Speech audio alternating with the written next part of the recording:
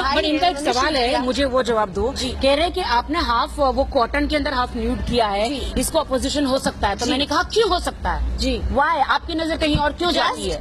Just because मुसलमान community में ये कहा जाता है कि लड़कियों को पर्दा करना चाहिए, तो मुसलमान कम्युनिटी में ये क्यों नहीं कहा जाता कि लड़कों को आंखों में पर्दा कर देना चाहिए और लड़कियों को खुला में घूमना चाहिए? Why not? So I'm so sorry to say that. आपने पर्दा किया है कॉटन से।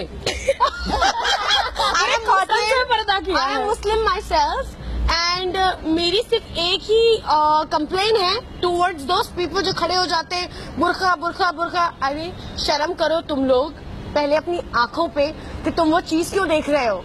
तुम्हें पर्दा करना चाहिए, हम क्यों पर्दा करें?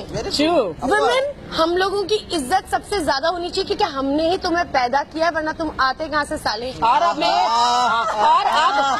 मैं सारे बुरके आदमियों को पहनाऊंगी मैं। एग्जैक्टली, आंखों पे सालों को अंदर कर दो।